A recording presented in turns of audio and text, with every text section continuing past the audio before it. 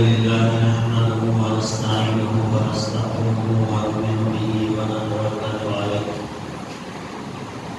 ونعوذ بالله من شرور أنفسنا ومن سيئات أعمالنا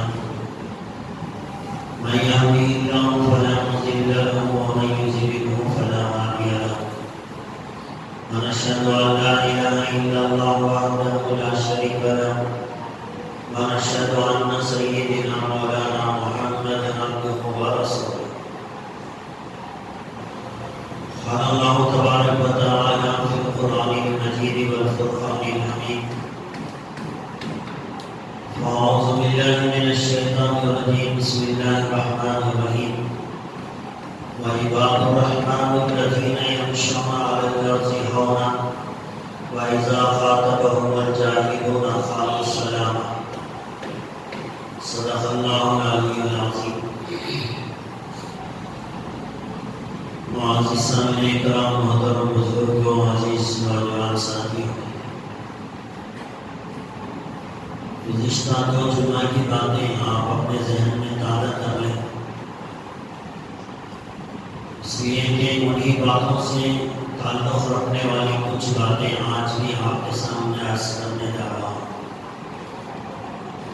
پہلی بات یہ بتائی گئی تھی کہ انسان دنیا کے اندر جو بھی عمل کرے گا وہ اللہ اس کے رسول صلی اللہ علیہ وسلم کے حکم کو سامنے رکھ کر کرے گا. صرف اللہ کی مانے گا، اللہ کے رسول کی مانے گا.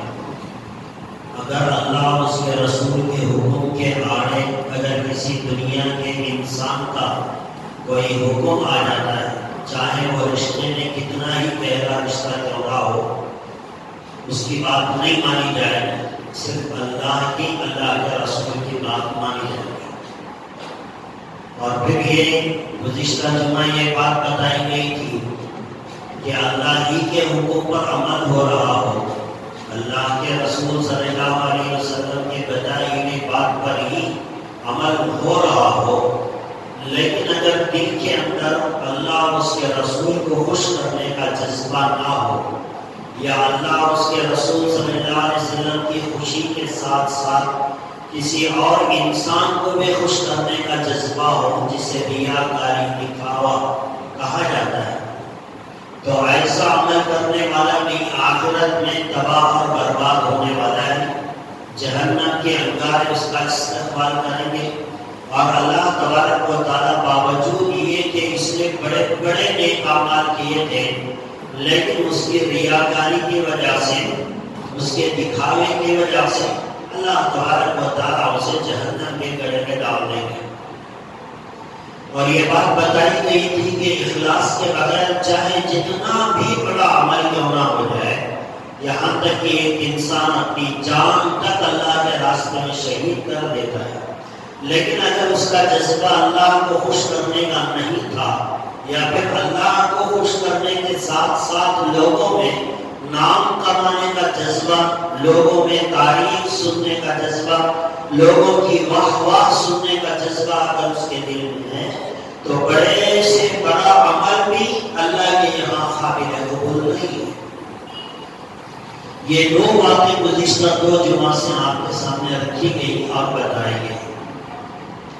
اب ایک آدمی عمل تو کر رہا ہے اللہ کے بتائی ہوئی بات پر، حکم تو اللہ کا مانتا ہے، لیکن اس کے ساتھ ساتھ اس کے دل کے اندر اخلاص بھی ہے، صرف اللہ کو راضی کرنا، لوگوں میں نام کمانے کا جذبہ نہیں، تعریف سننے کا جذبہ نہیں، اللہ راضی ہو جائے، اللہ خوش ہو جائے. یہ نیت سے مخلص بن کر کوئی آدمی نیک عمل کرتا ہے، لیکن ایسا اخلاص کے ساتھ کرنے والا بھی ابھی کامیاب نہیں ہوا.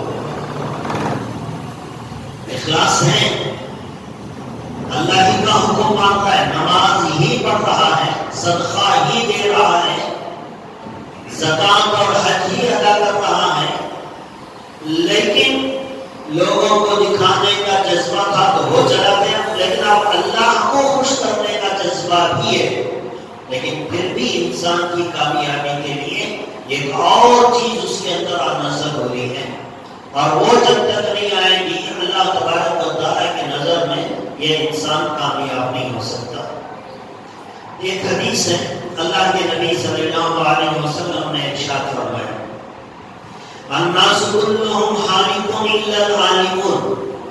اللہ کے نبی صلی اللہ علیہ وسلم فرمایا ساری دنیا کے انسان ہلاکت میں بربادی کے راستے پر چل رہے ہیں، الا العالمون، سوائے ان لوگوں کے جو عالم ہیں، علم رکھنے والے ہیں۔ علم نہیں ہوگا، اچھا اور برا، جائز ناجائز، حق اور باطل، صحیح اور غلط کا پتہ نہیں چلے گا تو انسان ہلاک ہوگا۔ تو علم کا حاصل کرنا، علم کا معلومات کرنا، اچھے اور برے کی پہچان کرنا، یہ پہچان رکھنے والے کامیاب ہوں گے، باقی ساری دنیا کے انسان ہلاک ہوں گے۔ لیکن پھر آگے فرمایا اللہ کے نبی صلی اللہ علیہ وسلم نے العالمون كلهم حالقون الا العاملون، سارے علم رکھنے والے، ساری باتوں کا علم رکھنے والے، معلوم ہے یہ جائز ہے، یہ ناجائز ہے، یہ غلط ہے، یہ مکروہ ہے، یہ مستحب ہے، اس پر اتنا عمل ملتا ہے، ساری چیزوں کا علم تو رکھتے ہیں۔ اللہ کے نبی فرما رہے ہیں کلهم عالمون كلهم حالقون، سارے علم والے بھی ہلاکت میں، الا العاملون، مگر وہ جو عمل کرنے والے ہیں۔ صرف علم رکھنے والا کامیاب نہیں، علم رکھنے کے بعد اس علم پر عمل کرنے والا کامیاب ہے۔ اور پھر آگے فرمایا کلهم العاملون كلهم حالقون الا المخلصون، اللہ کے نبی صلی اللہ علیہ وسلم نے فرمایا سارے عمل کرنے والے خطرے میں، سارے عمل کرنے والے بربادی میں، ہلاکت میں، نماز پڑھنے والا، روزہ رکھنے والا، زکات دینے والا، حج کرنے والا، قرآن کی تلاوت کرنے والا، تسبیحات کرنے والا، خیرات کرنے والا، بڑے بڑے خیر کے کام کرنے والا، العاملون كلهم حالقون الا المخلصون، سارے نیک اعمال کرنے والے بھی ہلاکت میں ہیں، الا المخلصون، مگر وہ لوگ جن کے اندر اخلاص ہوتا ہے وہ کامیاب ہیں۔ علم بھی ہے، ناکام ہے انسان، ابھی کامیاب نہیں ہوا، عمل بھی کرتا ہے، ابھی کامیاب نہیں ہوا، اخلاص آئے گا تب کامیاب ہوگا۔ لیکن آگے اللہ کے نبی صلی اللہ علیہ وسلم نے فرمایا والمخلصون كلهم حالقون، اور فرمایا کہ سارے اخلاص والے بھی ہلاکت میں ہیں، ابھی کامیابی نہیں ملی۔ اور آگے فرمایا المخلصون على خطر عظیم، اخلاص کے ساتھ عمل کرنے والے بھی بہت بڑے خطرے میں ہیں۔ بھئی علم آ گیا، عمل آ گیا، اخلاص آ گیا، اب کس بات کا خطرہ؟ اللہ کو راضی کرنے کے لیے کر رہے ہیں، خوش کرنا تو لوگوں کی رضامندی کا جذبہ نہیں ہے، اس کے باوجود انسان ہلاکت میں ہے، بربادی میں ہے، تباہی میں ہے، ابھی کامیابی اسے نہیں ملی۔ اور اللہ کے نبی صلی اللہ علیہ وسلم فرمایا کہ الا خطر عظیم، یہ بہت بڑے خطرے میں ہے، اخلاص کے ساتھ عمل کرنے والے بھی بہت بڑے خطرے میں ہیں۔ کیا خطرہ ہے ان کو؟ تو آگے حضور پاک علیہ الصلوۃ والسلام نے ارشاد فرمایا کہ اگر کوئی آدمی اخلاص کے ساتھ عمل کرنے کے بعد اس عمل پر اتراتا ہے، اکڑتا ہے، اپنے آپ کو بڑا سمجھتا ہے، اچھا سمجھتا ہے کہ میں نے یہ کام کیا، سامنے والے نے وہ کام نہیں کیا، میں اس سے افضل ہوں، اس سے میں بہتر ہوں، یہ جذبہ انسان میں آئے گا، سارے اعمال برباد ہو جائیں گے، سارے اعمال برباد ہو جائیں گے۔ آسمانوں پہ جب اللہ تبارک و تعالیٰ نے حضرت آدم علیہ السلام کا پتلا بنایا، اس میں روح ڈالی، اور اس کے بعد سارے فرشتوں سے کہا کہ اسے سجدہ کرو، سارے فرشتوں نے سجدہ کیا۔ قرآن کریم میں اللہ نے جا بجا اس بات کا ذکر کیا کہ الا ابلیس، مگر ایک ابلیس تھا جس نے ان کا سجدہ نہیں کیا، اللہ کے حکم کو نہیں مانا۔ تو اس کی وجہ کیا تھی؟ اس کی وجہ کیا تھی؟ بڑا عابد تھا، بڑا عبادت گزار تھا ابلیس، فرشتوں کا استاد سمجھا جاتا تھا، بڑی عبادتیں کی، ہزاروں سال کی عبادتیں تھی اس کے پاس، اور ریاکاری تو تھی نہیں اس کے پاس۔ کسے خوش کرتا اللہ کے علاوہ؟ جو عبادت تھی وہ صرف اللہ کے لیے کرتا تھا، مخلص بھی تھا، عمل بھی کرتا تھا، اور بہت زیادہ ہزاروں سال کی عبادت اس کے پاس موجود تھی۔ اللہ نے کہا آدم کے سامنے سجدہ کرو، میرا یہ حکم ہے، تو شیطان کے دل میں یہ بات آئی کہ بھئی میں تو ہزاروں سال سے عبادت کر رہا ہوں اللہ کی، یہ کہاں سے آیا؟ یہ تو آج پیدا ہوا ہے، اس کے اندر تو آج ضرور ڈالی ہے، یہ میرے سے افضل کیسے ہو گیا؟ میں اس کے سامنے سجدہ کیوں کروں؟ اس نے تو ایک دن بھی اللہ کی عبادت نہیں کی، میں اس سے افضل ہوں، یہ میرے سے کمزور ہے، انا خیر منہ، میں اس سے بہتر ہوں، یہ جذبہ آیا تھا شیطان کے دل میں۔ آج بھی اگر کوئی انسان نیک اعمال تو بہت کرے، مسجدیں بنوا دی، مدرسے بنوا دیے، غریبوں کا جو ہے سہولتوں کا انتظام کر دیا، بڑے بڑے خیر کے کام کیے، اللہ کو راضی کرنے کا جذبہ تھا، لیکن کرنے کے بعد اگر بھولے سے دل میں یہ بات آئی کہ میں نے بہت کیا ہے، اس نے تو کچھ نہیں کیا، دوسرے کو حقیر سمجھے، جیسے شیطان نے حضرت آدم کو حقیر سمجھا، اپنے آپ کو بڑا سمجھا، وہی جذبہ اگر آج کے کسی عبادت کرنے والے انسان کے دل میں پیدا ہوتا ہے کہ میں نے کیا، جب یہ بات اس کے دل میں آتی ہے تو ساری عبادتیں برباد ہو جاتی ہیں، اب کچھ نہیں بچتا۔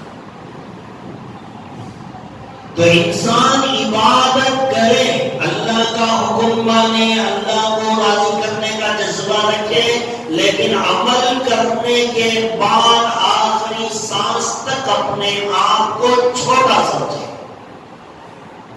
اپنے آپ کو بڑا نہ سمجھے، دوسرے سے افضل نہ سمجھے۔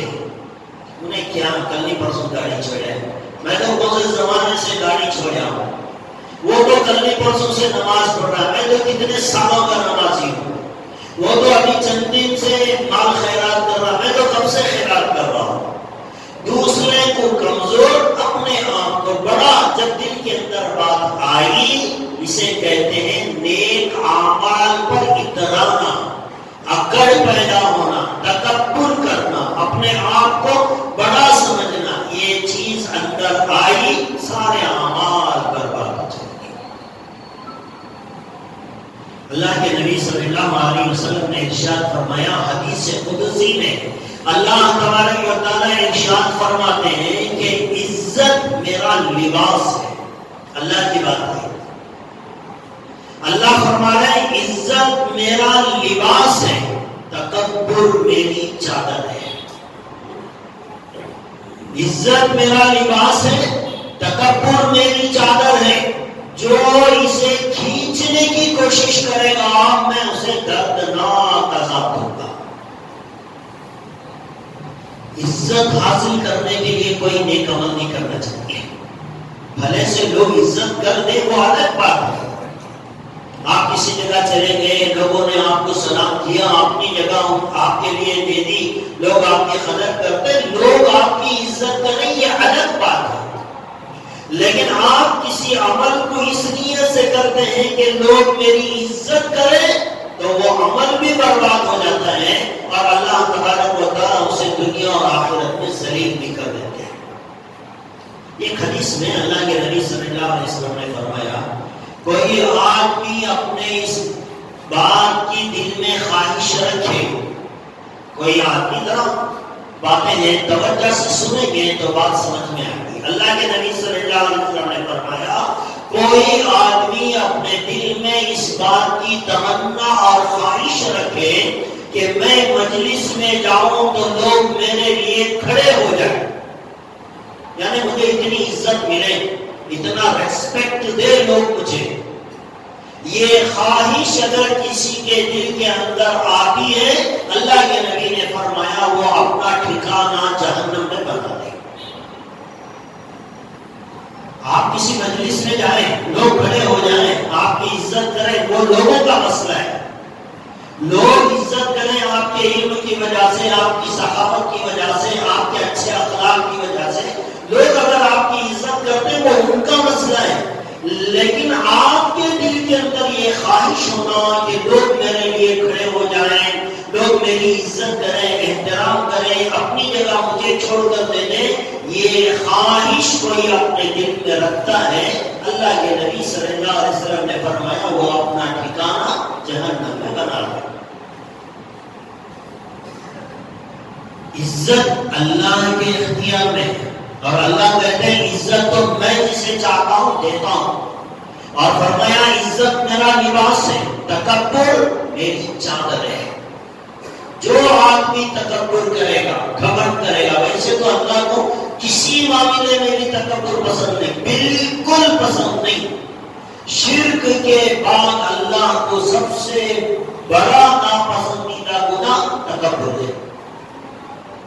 شرک کے بعد، شرک کے بارے میں اللہ نے کہا کہ میں اسے کبھی معاف نہیں کروں گا. ان اللہ لا یغفر ان یشرک به ویغفر ما دون ذلک لمن یشاء. اللہ کہتا ہے شرک کو معاف نہیں کروں گا، چاہے اس کے بعد میں جتنے چاہے گناہ معاف کر دوں، لیکن شرک کے بعد اللہ کو سب سے زیادہ ناپسندیدہ گناہ شراب پی لے، اللہ چاہے معاف کر دے. زنا ہو جائے چاہے اللہ معاف کر دے. جھوٹ بول دیا معافی مانگ لیا اللہ چاہے معاف کر دے. لیکن شرک کے بعد اللہ کے یہاں سب سے زیادہ ناپسندیدہ گناہ وہ ہے تکبر، گھمنڈ، اپنے آپ کو اچھا سمجھنا اور یوں کہنا تو نہیں جانتا میں کون ہوں، تو میرے بارے میں کیا جانتا ہے، میں فلانا ہوں فلانا ہوں. جب آپ نہیں کہتا میں کون ہوں، میرا پوزیشن کیا ہے، میرا اسٹیٹس کیا ہے. ایک آدمی تکبر کے خاطر کوئی چیز اپناتا ہے. ترمذی شریف کی ایک حدیث ہے، اللہ کے نبی صلی اللہ علیہ وسلم نے پچھلی قوموں کا تذکرہ کر کے ایک آدمی کا تذکرہ کیا. فرمایا کہ ایک آدمی اپنے گھر سے نکلا، بہترین کپڑے پہنا اور اپنے بالوں کو بہترین سجایا. کپڑوں سے مال کا گھمنڈ نظر آتا ہے، بالوں سے انسان کی خوبصورتی سمجھ میں آتی ہے. تو انسان اپنے جسم کے اعتبار سے یا اپنے مال کے اعتبار سے، یہ دو چیزیں زیادہ ہیں جس کی بنیاد پر آدمی تکبر کرتا ہے، گھمنڈ کرتا ہے. اللہ کے نبی صلی اللہ علیہ وسلم نے فرمایا ایک آدمی اپنے گھر سے نکلا بہترین کپڑے پہن کر اور اپنے بالوں کو بہترین سجا کر گھر سے باہر نکلا، راستے میں جا رہا ہے. اچھے کپڑے پہننا غلط نہیں ہے، اسلام نے منع نہیں کیا. آپ کو اللہ نے دولت دی، آپ 1500 روپے 1 میٹر ایسا کپڑا پہن کے اسلام منع نہیں کرتا. آپ بہترین کھانا کھائیے، بہترین مکان بنائے، اسلام اس سے منع نہیں کرتا. لیکن کوئی آدمی کپڑا قیمتی اس لیے پہنتا ہے تاکہ لوگوں میں وہ تکبر کرے، یہ غلط ہے. مجھے یہ کلر اچھا لگا میں پہنوں، کوئی بات نہیں. یہ کپڑا کوالٹی میں اچھا لگتا ہے اور زیادہ دن تک کام آتا ہے، اس لیے میں ویلٹس خرید رہا ہوں، اوسیم لے رہا ہوں، ٹھیک ہے آپ لیجئے. کسی چیز کے اندر کسی خوبی کو سامنے رکھ کر اس چیز کا استعمال کرنے سے اللہ منع نہیں فرماتے. لیکن کوئی چیز اس لیے استعمال کرے تاکہ لوگوں میں وہ اپنا نام بڑا کرے، تکبر جتائے، گھمنڈ جتائے، اس نیت سے کوئی آدمی کپڑے بھی پہنتا ہے تو ایسے آدمی کے لیے بھی عذاب اللہ نے رکھا ہے. تو اللہ کے نبی صلی اللہ علیہ وسلم نے فرمایا ایک آدمی نے اچھے کپڑے پہنے، اپنے بالوں کو تیل لگا کر اچھا سجایا، اس زمانے کے حساب سے باہر نکلا، تکبر سے جانے لگا، گھمنڈ سے جانے لگا. اس کی نیت یہ تھی کہ میرے سے اچھا کوئی نظر نہ آئے، لوگ مجھے بڑا سمجھے. وہ تکبر کے جذبات کے ساتھ راستے میں جا رہا تھا. اللہ کے نبی صلی اللہ علیہ وسلم نے فرمایا کہ اللہ کو اس کا اکڑنا پسند نہیں آیا اور اللہ تبارک و تعالیٰ نے اسے اسی بازار میں زمین کے اندر دھسا دیا. اور اللہ کے نبی صلی اللہ علیہ وسلم نے فرمایا اتنا دھسایا ہے کہ وہ قیامت تک زمین میں دھستا چلا جائے گا۔ وجہ کیا بنی؟ اچھے کپڑے پہننا نہیں، اچھے کپڑے پہننے اس نیت سے کہ میں اپنے آپ کو بڑا سمجھاؤں، بڑا دکھاؤں لوگوں کے سامنے، بڑا بنوں، لوگ میری عزت کریں، تکبر۔ یہ چیز آتی ہے انسان کو تو اللہ تبارک و تعالیٰ بالکل پسند نہیں فرماتا۔ اسی لیے اللہ کے نبی صلی اللہ علیہ وسلم نے فرمایا کہ دیکھو، ایک انسان کے دل میں رائی کے دانے کے برابر بھی، ذرہ برابر بھی ایمان ہوگا، اللہ تبارک و تعالیٰ اسے ایک نہ ایک دن جہنم سے نکالیں گے، جنت کے اندر داخل کریں گے۔ ذرہ برابر بھی جس کے اندر ایمان ہوگا وہ ضرور جنت میں جائے گا۔ اور ایک اور حدیث میں اللہ کے نبی صلی اللہ علیہ وسلم نے فرمایا جس کے دل میں ذرہ برابر بھی تکبر ہوگا، گھمنڈ ہوگا، اللہ کے نبی صلی اللہ علیہ وسلم نے فرمایا اللہ اسے کبھی بھی جنت کے اندر داخل نہیں فرمائیں گے۔ تو ایک تو عمل کرنا ہے، اخلاص سے کرنا ہے، اخلاص سے عمل کرنے کے بعد بھی اپنے آپ کو چھوٹا بنا کر، اللہ کے سامنے چھوٹا بن کر، لوگوں کے سامنے چھوٹا بن کر اللہ سے ڈرتے ہوئے زندگی گزارنی ہے۔ اور اسی عاجزی کے اندر اگر انسان کی موت آ گئی تو تب جا کر انسان کامیاب ہوتا ہے۔ عمل تو کر لیا، اس کے بعد کرنے لگا۔ پہلی بات تو یہ ہے کہ کوئی آدمی عمل جو کرتا ہے وہ اپنی علم کی بنیاد پر اپنے طرف سے کچھ نہیں کر سکتا ہے، بات یاد رکھیے۔ کوئی بھی نیک عمل بغیر اللہ کی توفیق کے کوئی انسان کچھ نہیں کر سکتا۔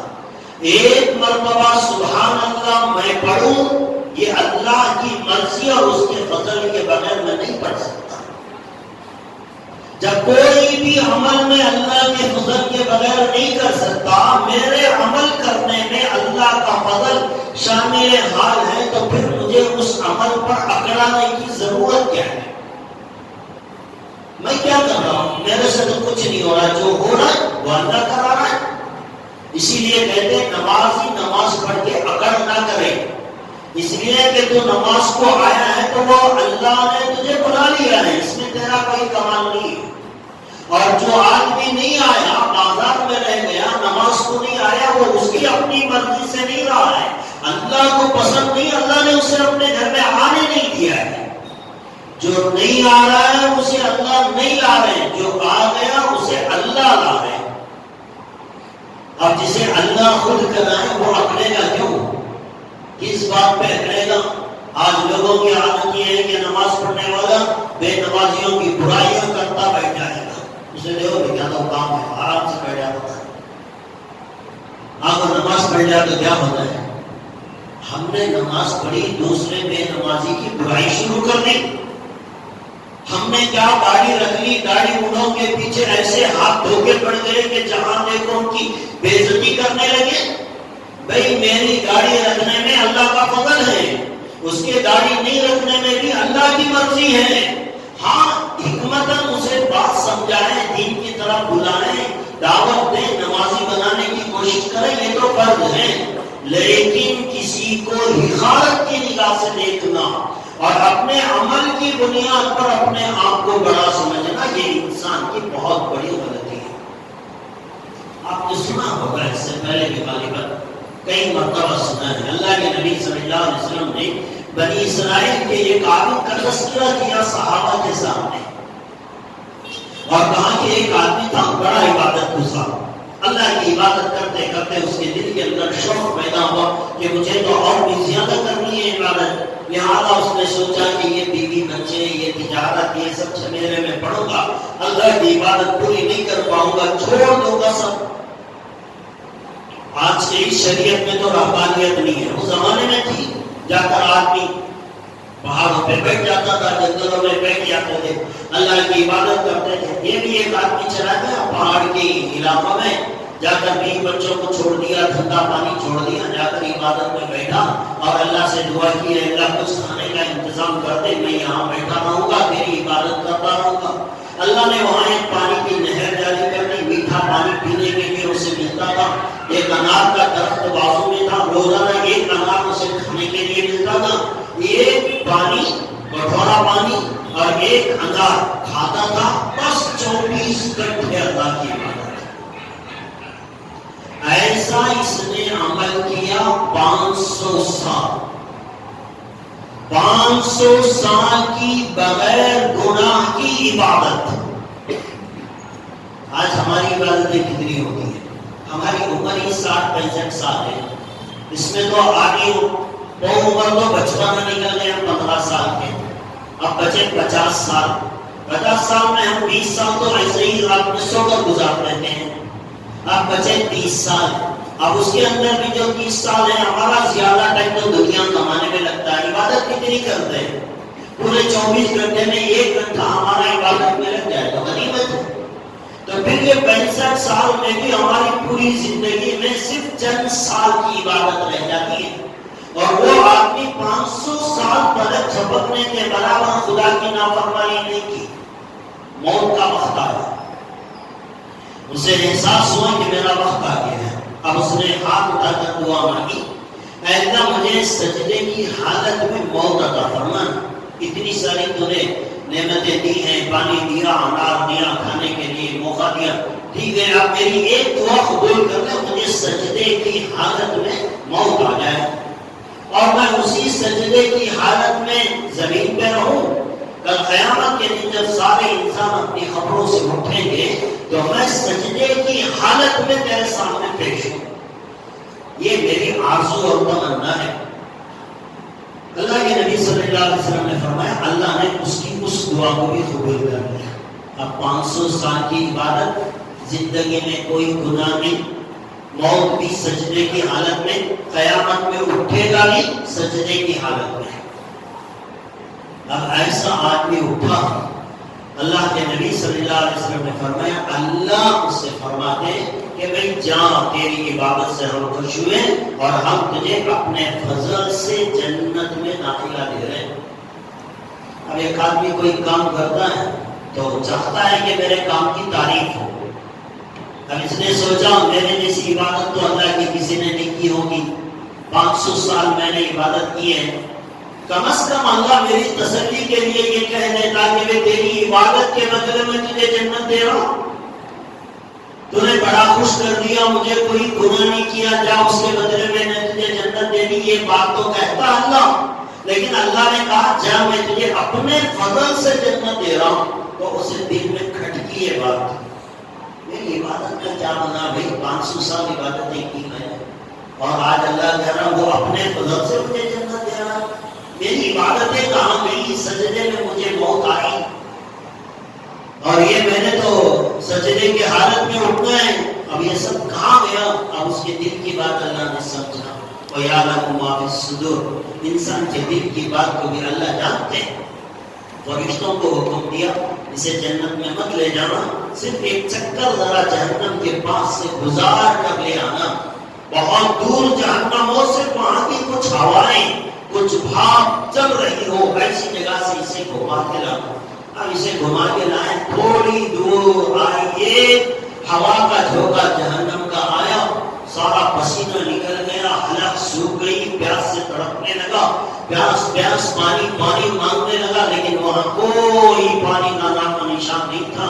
اچانک ایک فرشتہ آیا اور اس کے ہاتھ میں پانی کا پیالہ تھا، اس نے کہا کہ بھئی تھوڑا پانی پلا دو، فرشتے نے کہا کہ یہاں کوئی چیز بغیر قیمت کے ملتی نہیں ہے، پانی چاہتے ہو تو اس کی قیمت چکانی پڑتی ہے۔ اس نے کہا کیا قیمت ہے، کتنے پیسے لوگے؟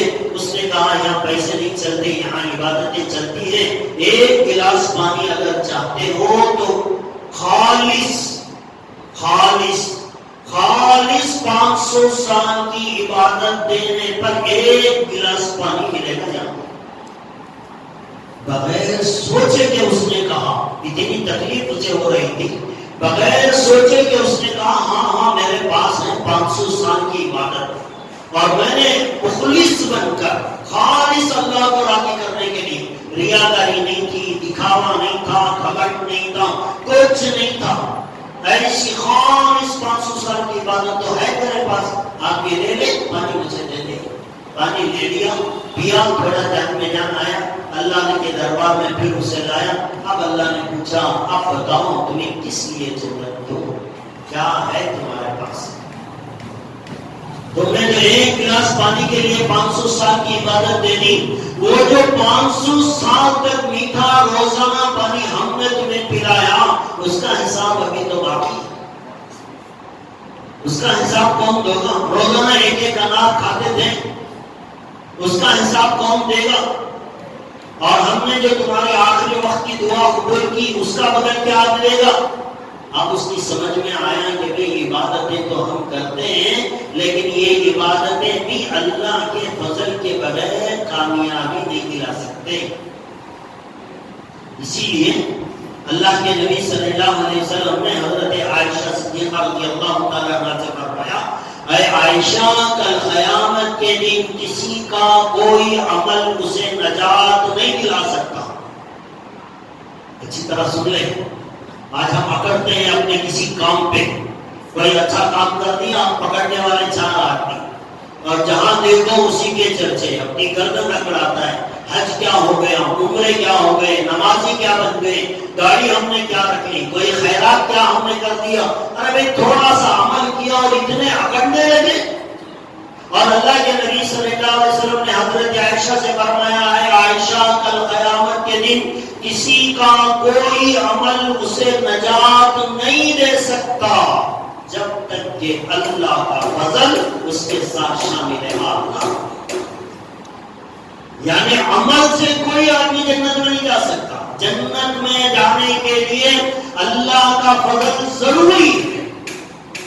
ساری زندگی حج کر لو, عمرے کر لو, ساری زندگی عبادت میں لگا لو, لیکن جب تک اللہ اپنا فضل نہیں کریں گے کوئی آدمی جنت میں نہیں جا سکتا. تو پھر کیوں کریں اپنی عبادتوں پہ, کیوں تکبر کریں اپنے اچھے نیک اعمال پہ؟ حضرت عائشہ صدیقہ رضی اللہ تعالیٰ عنہ نے بڑا عجیب سوال کیا. جب اللہ کے نبی نے یہ بات کہی کہ کوئی انسان کا کوئی عمل انسان آخرت میں نجات نہیں دے سکتا, تو اللہ کے نبی سے حضرت عائشہ صدیقہ رضی اللہ تعالیٰ عنہ نے پوچھا, اے اللہ کے نبی, کیا آپ کا عمل بھی آپ کو نجات نہیں دلا سکتا؟ دنیا میں اللہ کے نبی کے سجدے سے بڑا کائنات میں کسی کا سجدہ نہیں ہو سکتا. ایک سجدہ ہمارے نبی کا ایک طرف, ساری دنیا کے اولیاء, علماء, خطوط, عابدان, جتنے انسان, سارے انسانوں کے سجدے ایک طرف رکھ دیے جائیں, اللہ کے نبی کے ایک سجدے کا مقابلہ نہیں کر سکتے. ایسی عبادت ہمارے نبی کی. حضرت عائشہ کا پوچھ لیں, اے نبی, کیا آپ کا عمل بھی آپ کو نجات نہیں دلائے گا؟ مطلب یہ کہ آپ سے بڑا عمل کرنے والا اس کائنات میں کوئی نہیں, کوئی نبی بھی نہیں. کسی نبی کی عبادت اتنی پاورفل نہیں جتنے ہمارے نبی کی. تو کیا آپ کا عمل بھی آپ کو نجات نہیں دلائے گا؟ اللہ کے نبی صلی اللہ علیہ وسلم نے ارشاد فرمایا, ہاں اے عائشہ, میرا عمل بھی مجھے نجات نہیں دے گا جب تک اللہ کا فضل شامل حال نہ ہو. اب کیا کریں گے, کس پہ اکڑیں گے؟ جب اللہ کے نبی صلی اللہ علیہ وسلم کہہ رہے ہیں کہ میرا عمل بھی اللہ کے فضل کا محتاج ہے, اب ہم تھوڑا تھوڑا عمل کر کے اپنے آپ کو پتہ نہیں جنید بغدادی سمجھنے لگتے ہیں, وحقہ والی سمجھنے لگتے ہیں, دوسرے کو حقیر ترین سمجھنے لگتے ہیں. یہ جو کچھ نیک عمل ہوتا ہے, پہلی بات تو یہ کہ وہ اللہ کے فضل کے بغیر ناممکن ہے. اللہ نے توفیق دی, ہم نے عمل کیا, اب عمل ہو گیا, اللہ سے ڈرتے رہے, اللہ سے مانگتے رہے. اسی لیے اللہ کے نبی صلی اللہ علیہ وسلم نے اپنی زندگی میں کہیں بھی کسی بھی معاملے میں, حالانکہ ان سے بڑا تو کوئی تھا نہیں, اللہ کے بعد اس زمین پر کوئی سب سے عظیم ہستی اگر کوئی ہے تو وہ ہمارے نبی ہے. تکبر کرنا جائز ہوتا تو ہمارے نبی کو جائز ہوتا, اکڑنا جائز ہوتا تو وہ ہمارے نبی کو ہوتا. اس لیے کہ اللہ کے بعد ان سے بڑا اس زمین پر کسی کو اللہ نے پیدا ہی نہیں کیا. لیکن اللہ کے نبی صلی اللہ علیہ وسلم نے اپنی فضیلت بیان کرتے تھے, یوں کہتے تھے انا خاتم النبیین, انا امام الانبیاء, انا سید المرسلین. یہ سب الفاظ ہیں اللہ کے نبی کے, لیکن اس کے ساتھ ساتھ ایک لفظ کہتے تھے انا سید الانبیاء ولا فخر, میں سارے نبیوں کا سردار ہوں ولا فخر, مجھے اس بات کا کوئی فخر نہیں. یہ اللہ نے دے دیا, اللہ نے بڑا بنا دیا. میں سارے نبیوں کا امام ہوں ولا فخر, مجھے اس بات پہ کوئی تکبر نہیں, کوئی گھمنڈ نہیں, کوئی فخر نہیں. یہ اللہ نے بنا دیا ہے. اور فرمایا کہ میں سارے نبیوں کا امام ہوں ولا فخر, میں سارے نبیوں کے بعد دنیا میں آیا, میں خاتم النبیین ہوں ولا فخر, مجھے کوئی فخر نہیں, کوئی تکبر نہیں, کوئی گھمنڈ نہیں. یہ اللہ نے دیا ہے. جب اتنے بڑے نبی اتنا بڑا اونچا مقام حاصل کرنے کے بعد کہہ رہے ولا فخر, مجھے کوئی یہ نہیں ہے کہ میں اپنے آپ کو بڑا سمجھنے. یہی وجہ ہے اللہ کے نبی صلی اللہ علیہ وسلم مسجد نبی میں صحابہ کے ساتھ بیٹھے ہوتے تھے. باہر سے کوئی آدمی آتا تو پہچاننا مشکل ہوتا تھا کہ اس میں نبی کون اور صحابہ کون ہے. سب کے ساتھ مل کر بیٹھتے تھے, اپنے لیے کوئی الگ مقام نہیں بنایا. صحابہ اکرام کے کہنے پر کہ اللہ کے نبی آپ ذرا اونچی جگہ پر بیٹھے, جب اونچی جگہ پر بیٹھے کے بات کریں گے سب کو آپ کا چہرہ نظر آئے گا, سب آپ کو دیکھنا بھی چاہتے ہیں اور آپ کی بات سمجھ میں بھی جلدی آ جائے گی اگر آپ اونچی جگہ پر بیٹھے. صحابہ کے اصرار کرنے پر ایک ممبر بھی مسجد نبی میں بنا گیا تاکہ اللہ کے نبی اوپر بیٹھ کر بات کریں. جب راستے سے چلتے تھے صحابہ کے ساتھ ایسا نہیں ہوتا تھا کہ ایک اللہ کے نبی آگے چل رہے پیچھے پورے صحابہ چل رہے. یہ بھی تکبر کی علامت ہے. آج کے سیاسی لیڈر جب چلتے ہیں ان کا انداز یہی ہوتا ہے, سامنے یہ چلتے ہیں, سارے پیچھے اس کے جتنے چمچے ہوتے ہیں وہ سب اس کے پیچھے پیچھے چل رہے ہوتے ہیں. یہ دکھا رہا ہوتا ہے میرے پیچھے اتنی پبلک ہے, میرے پیچھے اتنے لوگ ہیں, وہ بتانا چاہتا ہے. لیکن اللہ کے نبی صلی اللہ علیہ وسلم صحابہ کرام کے ساتھ چلتے تھے بازار میں تو اللہ کے نبی درمیان میں ہوتے تھے, آگے آگے نہیں چلتے تھے. صحابہ کرام خصوصی طور سے حضرت بلال اللہ کے نبی کے سامنے ہوتے تھے تاکہ راستے میں کوئی پتھر آ جائے, کانٹا آ جائے, اسے ہٹایا جائے, نبی کو کوئی تکلیف نہ ہو. راستے کی صفائی کے لیے کچھ صحابہ اللہ کے نبی کے سامنے چلتے تھے, کچھ اس طرح کچھ اس طرح, کچھ پیچھے چلتے تھے. اگر کوئی نیا آدمی آئے ان کو دیکھے اسے پتا نہیں چلتا تھا کہ اس میں نبی کون ہے, صحابہ کون ہے. کبھی فخر نہیں کیا ہمارے نبی نے, کبھی تکبر نہیں کیا ہمارے نبی نے, عبادت میں کبھی تکبر نہیں کیا, عاجزی کرتے تھے. عاجزی ساری رات کھڑے ہو گئے, سجدے میں پڑ گئے, اللہ کی بڑائی بیان کر رہے, اللہ کا شکر ادا کر رہے ہیں. یہ سب عاجزی کی علامت ہے. لیکن دوستو انسان عمل تو کر لے, لیکن عمل کرنے کے بعد اگر دل میں اکڑ اور تکبر آ جائے اللہ اسے بالکل پسند نہیں فرماتے. ایک حدیث ہے اللہ کے نبی صلی اللہ علیہ وسلم نے فرمایا تکبر کے تعلق سے, اللہ کے نبی صلی اللہ علیہ وسلم نے ارشاد فرمایا کہ کل قیامت کے دن اللہ تبارک و تعالیٰ 3 آدمیوں سے نہ تو بات کریں گے, نہ ان کی طرف نظر رحمت کریں گے, بلکہ اللہ تبارک و تعالیٰ ان کو دردناک عذاب دے گے اور اللہ کا غصہ ان کے اوپر ہوگا. ان 3 آدمیوں نے فرمایا کہ ایک آدمی بوڑھا ہے لیکن زنا کرتا ہے.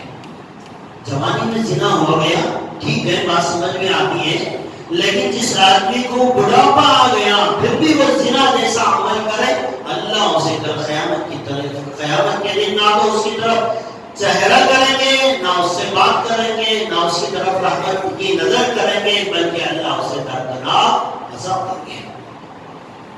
اور دوسرا فرمایا کہ بخیل آدمی، اللہ نے دولت دی لیکن خرچ نہیں کرتا، جان نکلتی ہے روپیہ اور پیسہ خرچ کرنے میں اللہ کے راستے میں، تو ایسے انسان سے بھی اللہ تبارک و تعالیٰ کل قیامت کے دن اس کے چہرے کو نہ دیکھنا پسند کریں گے، نہ اس کی طرف رحمت کی نظر کریں گے، اور اللہ تبارک و تعالیٰ اسے دردناک عذاب دیں گے۔ اور تیسرا فرمایا جو آدمی دنیا میں تکبر کی وجہ سے اپنی عزت، اپنی پینٹ یا اپنی لنگی اپنے ٹخنوں سے نیچے پہنتا تھا، ایسے آدمی کو کل قیامت کے دن اللہ تبارک و تعالیٰ نہ تو اس کے چہرے کی طرف دیکھیں گے، نہ اس کی طرف رحمت کی نگاہ کریں گے، نہ اس سے بات کریں گے، بلکہ اللہ اسے دردناک عذاب دیں گے۔ اور یہ ٹخنوں سے نیچے پاجامہ لٹکانا فرمایا یہ تکبر کی علامت ہے، تکبر کی علامت ہے۔ پہلے بادشاہ جو لوگ ہوتے تھے وہ اپنی چادریں لٹکا کے کھڑا کرتے تھے، پیچھے دو آدمی پکڑنے والے ہوتے تھے چادر کو، یا پھر جا رہے ہیں تو پورا جھاڑتا ہوا کپڑا جا رہا ہے، یہ تکبر کی نشانی تھی۔ اللہ کے نبی نے منع فرمایا کہ اس طرح تکبر کا لباس کوئی آدمی پہنے۔ تو دوستو تکبر مال پہ بھی جائز نہیں، خوبصورتی پر بھی جائز نہیں، خوبصورتی ہمارے باپ کی دی ہوئی چیز نہیں ہے، جو دیا ہے وہ اللہ نے دیا ہے۔ میرے سامنے ایک آدمی لنگڑا ہے تو اسے لنگڑا بنانے والا بھی وہی خدا ہے جس نے مجھے اچھا بنایا ہے، اس کے لنگڑا بننے میں اس کا کوئی دخل نہیں، میرا اچھا بننے میں میرا کوئی دخل نہیں، اسے بھی اسی خدا نے بنایا جس خدا نے مجھے بنایا۔ اللہ چاہتے تو اس کی جگہ مجھے، میری جگہ اسے بنا سکتے تھے۔ تو کسی چیز پر تکبر نہیں، خوبصورتی پر نہیں، پیسے پر نہیں، عہدے پر نہیں، اور کسی چیز کے اوپر، یہاں تک کہ انسان اپنے اعمال پر بھی تکبر نہ کرے۔ اور جس کے دل میں رائی کے دانے کے برابر، ذرہ برابر تکبر ہوگا، اللہ اسے جنت کی خوشبو بھی سونگنے کا موقع دے گا۔ تو تکبر سے اپنے دلوں کو پاک کریں۔ کسی بھی بنیاد پر آج کل دیکھا جاتا ہے کہ بھی اعمال کی بنیاد پر تکبر ہوتا ہے، یہ تو شیطان کا مسئلہ تھا۔ بھئی ہماری عبادتیں کیا ہیں؟ فرشتے جب سے دنیا بنی اس سے پہلے ان کی تخلیق ہوئی تھی، فرشتوں کی ہزاروں سال پہلے سے فرشتے اللہ کی عبادت کر رہے ہیں اور قیامت تک کریں گے۔ جب قیامت کے دن اللہ کے سامنے فرشتے لائے جائیں گے تو فرشتے کہیں گے ما عبدناک الا عبادتک، اے اللہ تیری عبادت کا حق ہم ادا نہیں کر سکے۔ ہزاروں سال، کروڑوں سال کی عبادت کرنے والے فرشتے اللہ کے سامنے عاجز ہو کر کہیں گے کہ اے اللہ ہم نے تیری عبادت کا حق ادا نہیں کر سکے۔ تو پھر ہماری عبادتیں کیا ہیں؟ کتنا کر لیتے ہیں ہم عبادت، کتنا خرچ کر لیتے ہیں اللہ کے راستے میں، کون سا بڑا خیر کا کام کر رہے ہیں جس کی وجہ سے جو اکڑ ہمارے دلوں کے اندر آتی ہے۔ لہٰذا دوستو یہ اکڑ، تکبر، گھمنڈ کسی بھی چیز کی بنیاد پر اپنے دلوں سے نکالے، عاجز بنے۔ عاجز کیسے بنے؟ تکبر سے خالی انسان کون ہوگا؟ ایک نشانی بتائیں اللہ کے نبی صلی اللہ علیہ وسلم۔ ہو سکتا ہے وہ نشانی ہمارے اندر نہ ہو، اگر نہیں ہے تو اسے پیدا کر لیں، اس لیے کہ یہ نبی کا فرمان ہے۔ جس کے اندر یہ صفت آ جائے گی انشاءاللہ اس کا دل تکبر سے پاک ہو جائے گا۔ ایک صفت بتائی نبی نے کہ یہ کام کرنے والا تکبر والا نہیں ہو سکتا۔ اللہ کے نبی نے فرمایا کیا ہے؟ اللہ کے نبی صلی اللہ علیہ وسلم نے فرمایا جو سلام کرنے میں پہل کرے اس کا دل تکبر سے خالی ہے۔ سلام کرنے میں پہل، لوگوں کی عادت، انہیں کرے تھے سلام، انہیں کیا تو انہیں اپنے آپ کو بڑا سمجھ رہا، مجھے سلام کرو۔ اب میں اگر کسی کو سلام کروں تو یہ میرا چھوٹا پن ہو جائے گا، اس کی عزت بڑھ جائے گی۔ اس لیے انسان کی عادت یہ ہوتی ہے، وہ چاہتا ہے سامنے والا مجھے سلام کرے۔ جس کے دل میں یہ خواہش ہو کہ سامنے والا سلام کرے، 100% اس کے اندر تکبر ہے۔ جو سلام میں پہل کرتے، نظر آیا السلام علیکم، جو سلام میں پہل کرتا ہے اس کا دل تکبر سے خالی ہوتا ہے، اس کے اندر تکبر نہیں ہوتا۔ اللہ کے نبی صلی اللہ علیہ وسلم جب بھی صحابہ سے ملتے، صحابہ کہتے ہیں کہ ہمیں سال ہر سال لگ جاتے کہ ایک موقع ہمیں ایسا مل جائے کہ ہم نبی سے پہلے نبی کو سلام کر دیں، اس کی خواہش ہمارے دلوں میں ہوتی تھی، لیکن اللہ کے نبی کبھی اس کا موقع نہیں دیتے تھے۔ سب سے پہلے نبی سلام کرتے تھے۔ تو سلام میں پہل کرنا یہ تکبر سے خالی ہونے کی علامت ہے۔ تو دوستو یہ صفت اپنے اندر پیدا کریں اور بار بار اپنے اعمال کرنے کے بعد اللہ سے ڈرتے رہیں، کبھی تکبر اور گھمنڈ اپنے دل میں پیدا نہ کریں، یہ کامیابی کی نشانی ہے۔ تو تین باتیں ہو گئی عمل کے تعلق سے۔ پہلی بات ہم صرف اللہ کا حکم مانیں گے، دوسری بات جو عمل کریں گے وہ اللہ کو راضی کرنے کے لیے کریں گے، اور تیسری بات عمل کرنے کے بعد کبھی بھی اس کے اوپر اکڑیں گے نہیں، عاجز بن کر رہیں گے، اللہ سے قبولیت کی دعا مانگتے رہیں گے۔ یہ تین چیزیں عمل کے تعلق سے ہماری زندگی میں آئیں تو تب جا کر انسان کا عمل قابل قبول ہوتا ہے اور اللہ کے یہاں نجات کا ذریعہ بنتا ہے۔ اللہ تبارک و تعالیٰ سے دعا ہے اللہ مجھے بھی آپ کو بھی بلکہ ہر ایک مسلمان کو اللہ کا حکم اللہ کو خوش کرنے کے لیے، اللہ کی رضا کے لیے کرنے کی اللہ ہم سب کو توفیق عطا فرمائے۔ عمل کرنے کے بعد تکبر کرنے سے اللہ ہم سب کی حفاظت فرمائے، ہم سب کا خاتمہ ایمان پر فرمائے۔ آمین و آخر دعوانا الحمدللہ۔ جاؤ آپ سمجھتے ہیں